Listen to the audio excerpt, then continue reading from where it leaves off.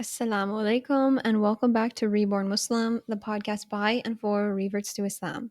I'm your host Avalon, and today I'm going to be talking about embracing all aspects of the hijab as a female. So basically just providing a step-by-step guide of how I personally embraced hijab in several different aspects, because it's much more than just a headscarf. Just kind of give my advice, tips, and experience. Before we get started, I want to reiterate that I am not a scholar or a professional of any kind. These are simply just my tips as your peer, really, like from Muslim to Muslim. Here's some suggestions I have, especially for reverts. So don't take any of these things to heart. Like, you have to do it this way. I just wanted to give some advice on perhaps one way that you might be able to start embracing hijab. So, with that being said, Bismillah, let's get started. So the first aspect I'll talk about is a headscarf, because that's the most noticeable and it's what we actually call hijab. But in case you're confused, hijab actually means barrier in Arabic. That's what the actual word means. It's something like barrier.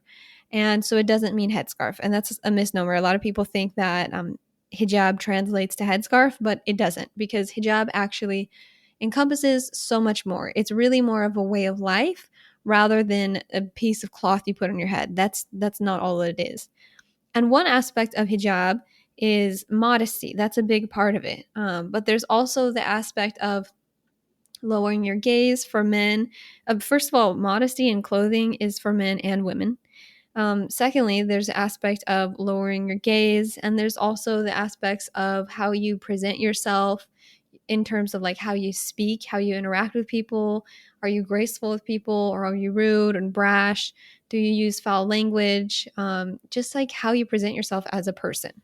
So like I said, I want to start with the aspect of hijab. So how do you actually start wearing the hijab? Because we always hear that for reverts who aren't wearing the hijab yet, or born Muslims who don't wear the hijab yet. We always hear, well, you need to be wearing the hijab. Well, you're not doing enough because you're not wearing the hijab. And yet nobody really provides support on like, how do I start wearing the hijab? Especially as a revert whose family is not Muslim and perhaps doesn't know that they've converted to Islam, and perhaps would be very angry if they knew. And so in that case, you can't wear it around your family, right? Like, that's how it was for me the first, I want to say 3 months of me being Muslim. My family didn't know I was Muslim. And so obviously I couldn't wear the hijab yet because I lived with them. It was also the start of the pandemic, so I wasn't really going out much. So I didn't need to wear it anyways. But I couldn't wear it around them. And when I did wear it, when I did go out and wear it, I'd have to drive down the street, put the hijab on, go to my destination, and then on my way home, take my hijab off in the car, and then walk into the house. So it's really difficult as a revert. Like, just imagine, that's just one story I'm sharing with you of what I had to experience. Imagine how much more there is to being a revert and going through the process of changing how you're dressing and putting the hijab on. So it's just really insensitive when people say, you just need to put the hijab on. Just like, why aren't you wearing the hijab? They have no idea what we've been through. Whether you're born Muslim or revert, we are all treated differently in the West, in the US, and even in Muslim countries. From what I've heard, you're going to be treated differently if you're wearing the hijab. So it's not that easy. You see what I'm saying? It's not as simple as, oh, just put the hijab on. Like, just start wearing it. Just what's the big deal? It is a big deal, and it can be really hard. So what I recommend, as I recommend with any big change in your life, because wearing the hijab is a big change, and I recommend this with any change that you're making, take it in stages and take it slowly. So there's kind of this black and white thinking that I've talked about before in this podcast of, you have to do all or nothing. You have to wear the hijab or no hijab. Like, if you're not wearing the hijab right, just take it off. And I understand sometimes women will misportray the hijab because they'll wear very revealing clothing and yet have their hair covered. And it's like, well, at that point, you're just making us look bad. Like, I understand that. However, it's not fair to say that in every situation. Well, just take it off. You know what I mean? It's like, well, no, don't take it off. Like, it's more complicated than that. And especially for women who aren't even wearing something revealing, that's not fair to tell them to take it off. It's never your place to tell a woman to take it off. So I would like to avoid that kind of black and white thinking and think of it more as, again, a process, and it takes stages to eventually wear the hijab. And if people don't like the way you're wearing it on your en route to wearing the hijab, it doesn't matter. Don't listen to them. Take as long as you need. Don't take more than that. Don't extend it years trying to just make it easier on yourself. Don't do that. but take as long as you need on your process, because the thing is, if you rush into it, start wearing it all at once, a lot of times what will happen is you get burnt out, you get exhausted, and you realize that you weren't ready for this, and then you take it off for good. And we want to avoid that happening. So it would be way better, in my opinion at least, I think it's way better to take some time getting used to wearing it, whether that be months or however long, and wear it for good, rather than put it on all at once, first day you take a shahada, whatever, and then get burnt out, take it off a few months later and never put it back on, right? So let's talk about that. How do you transition into it? So what I did, against just my own experience, since I was in the position of living with my family and they didn't know I was Muslim and they're not open to me being Muslim, they weren't open to Islam in general, I started by just trying to minimize how much of my hair was shown. So what I started to do at first was just start wearing it back. So I would wear it in a low bun so that it's kind of out of sight, like it's at the back of my head. You don't notice it right when you see me, and it's not really noticeable. And that was pretty easy also because, as I mentioned many times, I live in Southern California. It's quite hot. And when I first converted, it was like going into the summertime. So it wasn't really anything out of the ordinary for me to be wearing my hair in a low bun. So that's what I started with. Again, just keeping it out of sight. After that, I would add a baseball cap on top of it, which is a look, in my opinion. I think it's cute. But also, more importantly, because then at that point, the only part of my hair that's showing is the bun, which is, again, just at the back. So you don't even see the hair framing my face or at the top of my head or anything. You would just see the bun all the way there in the back. So I would just feel a little more covered. Then I would sometimes wear a cap and a hood on top of that. Because if I'm wearing the hoodie, with it all like tied up in the hijab way, every hijabi knows, just hijab things. The what do we call the hood job? You know what I'm talking about? If I wear it that way, it's kind of noticeable, right? Like that's not the way I would usually wear a hoodie. So I would just kind of wear a hat and then wear a hood on top of that sometimes. So at that point, I was pretty much covering everything that we need to cover with the headscarf, mostly. My neck was still out most of the time. But at least in my hair, it was mostly covered, right? So this really removed the anxiety of being identified as a Muslim while still covering the parts of my body that needed to be covered. Not all of them. Again, my neck was out a lot of this time, but I was getting there. I was getting there step by step. I was getting there. Alhamdulillah. And from there, I just eventually transitioned into wearing the actual headscarf once I bought a few, because honestly, the scarves I had did not really work for like hijab to wear out. Like they just weren't the right fabric. So I just bought a few on Amazon. I had Amazon back then. I don't use it anymore. And I don't suggest you use Amazon. But I bought a few there, like a 4-pack of these like cheap chiffon hijabs. And I still have them and still use them to this day.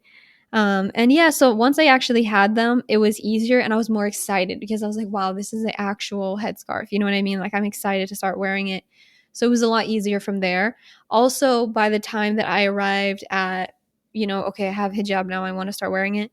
I think that's pretty much when my family found out that I was Muslim. And so I didn't have to hide it as much.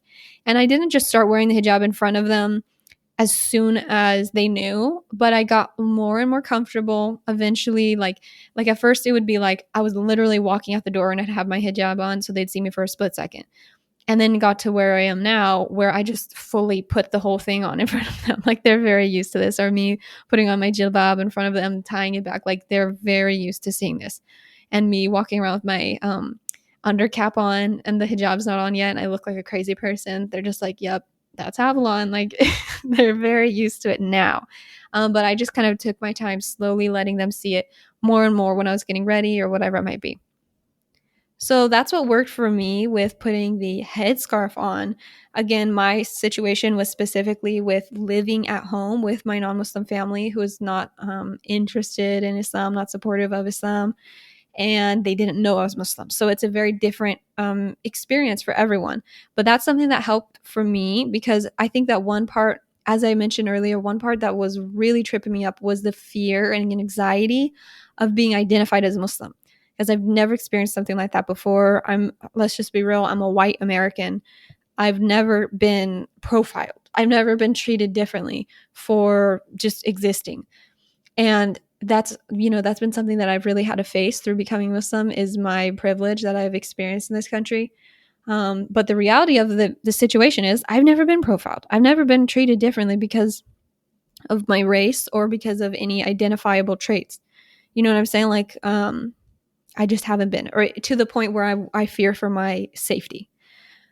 So this was something very new for me, thinking like, I am publicly Muslim when I wear the hijab out, and I could be treated differently for that. Somebody could commit a crime against me because of this.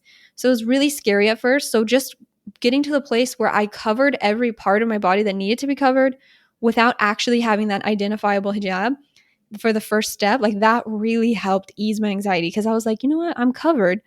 I can do this. I can just transition into wearing the actual headscarf. Like, I'll be fine. So that's what worked for me in terms of headscarf. The next part of hijab I want to talk about is also to do with modesty, but it's more specifically clothes. Because again, people make it seem like there's just this obsession with the hijab from Muslims and non-Muslims. From Muslims, it's like you need to wear the hijab. You need to be wearing the hijab the right way. When are you going to start wearing the hijab? Just like forcing it. From non-Muslims, it's, why do you wear the hijab? It's oppressive. Don't wear that thing. Like, oh, it's a symbol of oppression and misogyny. You know what I mean? So it's like, it's actually, there's an obsession from both sides for different reasons, but from both sides equally. So I wish there wasn't so much emphasis put on the headscarf, because it adds so much pressure. When in reality, hijab, first of all, is a whole way of life. And secondly, just when you're talking about modesty and clothing specifically, hijab or the headscarf is still only one little part.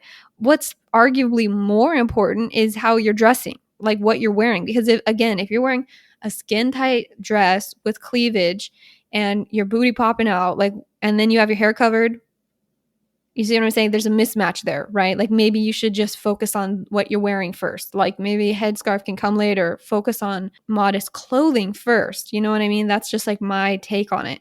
And it might sound ridiculous, but I actually have come across pictures like that on Instagram of accounts where girls wear stuff like that. So, may Allah guide us all. But what I'm saying is, I think that clothing is just as important, if not more important, because what's most attractive on a woman's body to men is below the neck. Let's just say that. So with that being said, how did I transition into wearing modest clothing? So first and foremost, I want to say that I didn't go out and buy new clothes right away, because there's so many modest brands out there. Alhamdulillah, there's so many options now. But I don't want anyone to feel like they need to go out and buy modest clothing right away and buy from these expensive. Okay, let's be honest. Modest clothing is expensive. These stores are ridiculously expensive a lot of times. So I don't want anyone to feel like, well, I guess like I don't have these clothes from these Islamic stores or these modest clothing stores. Like, I guess I just have to go out and buy all of them. And I feel like there's kind of a pressure to do that. Or like you have to wear abayas every day now. Girl, abaya is like $100. I'm not gonna buy enough of those that I can wear it every day. I don't even want to buy one. Like, you know what I mean? Like, they're so gorgeous, mashallah, but like, I don't have the money to just wear those all the time. So don't feel like you have to. I didn't go out and buy clothes right away. And this goes along with more of my philosophy in life with creating less waste and not being so materialistic and wasteful. So what I did more so, instead of just going out and getting in a bunch of new things, I tried to really go through my closet and find the things that were already modest in my closet. And if you do that, even if you're non-Muslim, because at the time, once again, Southern California, I had a lot of shorts, a lot of crop tops, a lot of tank tops. That was like my go-to for most of my life. However, once I really like combed through my closet, I realized I actually have a good amount of modest clothing. I just was never really thinking about it. I just kind of only reached for these things during the winter, but actually I have a good amount of modest clothing. So I went through my closet, found all of my long sleeve tops, whether those were like long sleeve t-shirts or long sleeve like blouses, like nicer shirts. And I found all my pants that were looser, not like skinny jeans or anything, and full length skirts and dresses, and just started gravitating towards those. So figuring out, how can I make outfits with these? Because it honestly took a while to even have like a format in mind, if that makes sense. Because I feel like everyone has like their format for clothing. You know what I mean? If you're a guy, it might be like jeans and a flannel and a t-shirt. And then if one day you have to completely change that, like now you're going to a new job and you have to wear a suit every day, it's hard to be like, okay, how do I figure this out? You know what I mean? Where do I start? It's kind of like that. So for me, it was, my original format was probably like either a short skirt that I didn't have to wear anything to adjust it for, because obviously I wasn't worrying about modesty, or like shorts and a crop top. So it was very easy. And now all of that changed. I couldn't wear like most of those clothes. So what I tried to do was just gravitate towards the already modest things in my outfit, in my closet. And then from there, I started to think, okay, what do I keep wishing I had more of? Like, what do I keep grabbing for? That's like just my easy go to, like, yes, I'll wear that. And it's just easy to make modest. And what do I keep wishing? Man, I wish I had more colors in this, or I wish I had this in a different fabric. I just kind of like started wearing my modest clothing and figuring that out. That took a little bit, maybe like a week or so, a few weeks, to start realizing, okay, these are the things that I'm really missing in my closet in order to start dressing modestly all the time.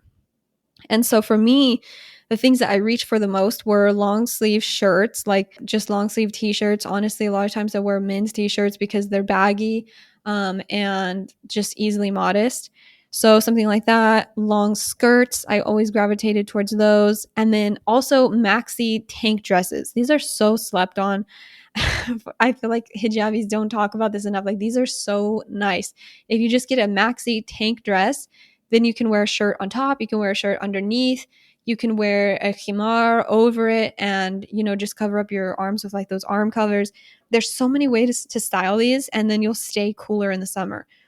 They're so useful. Anyways, those are a few things that I realized, yeah, I wish I had a few more colors of these things, or I wish I had, again, more fabrics or something. And I bought these things over time. So I would buy a pair of pants here or there. I would get a few shirts, and the stores I started buying from the most were Old Navy, Target. I'm trying to think of where else. TJ Maxx too, just because they have like a bunch of random things. And this is in the US, of course. But yeah, those two, TJ Maxx or Old Navy and Target, had a lot of modest pieces. I realized that, and they still do. And I still buy things from them every once in a while when I do decide to buy clothes. But again, I bought these over time, not all at once, because I feel like if you buy everything all at once, you might realize, actually, I'm really not into this kind of piece of clothing. Like, maybe I actually really don't like this kind of dress. And I bought 3 colors of it. You know what I mean? And now what are you going to do with it? So I bought a few pieces at a time. And again, you don't feel like you have to just buy everything all at once. And in addition to all of that, my biggest tip with clothing, with getting used to wearing modest clothing, is thrifting if possible. I probably thrifted like 70% of the modest pieces in my closet. I love thrifting. I always have loved thrifting. And there's so many benefits specifically for if you dress modestly. Because first of all, if you're thrifting, some of the clothes are going to be pretty old, like vintage. You don't find too many of those, but you'll find some. And vintage clothing, it just naturally is usually more modest because people used to cover up more in the day. So that's one good thing about thrifting. Another thing is that you're able to try on new styles and again, get used to this new format and try out, what do I like as modest clothing? What don't I like? Because it's not a one size fits all thing. It's not just a wear abayas every day or wear a jilbab every day. You don't have to do that. You can be perfectly modest without buying those expensive pieces of clothing. So this gives you a really nice opportunity to try out new things, because maybe you're not used to wearing long dresses. Maybe you're not used to wearing long sleeves and a skirt or whatever it might be. And this gives you the chance to try out all these things with low risk because it's already been used. So it's not like you're making as much waste in that way. And also, it's going to be so much cheaper. So you don't have to feel like, wow, I just dropped a lot of money on this dress and then ended up not liking it. And now I can't return it. You don't have to worry about that. So again, thrifting is a must for modest pieces, in my opinion. It's helped me so much. But just in general, start gravitating towards the more modest pieces in your closet. Figure out where those are and start wearing those more. And then figure out from there, okay, what am I missing? And just transition. As I've already said before, in terms of like actually starting to wear them, it's a transition. Don't feel like you have to do it all at once. Don't feel like you're not doing enough if it's not perfect. It's going to take time. It's going to be something that, it's going to take a while to adjust to, but inshallah, it'll get easier and easier over time.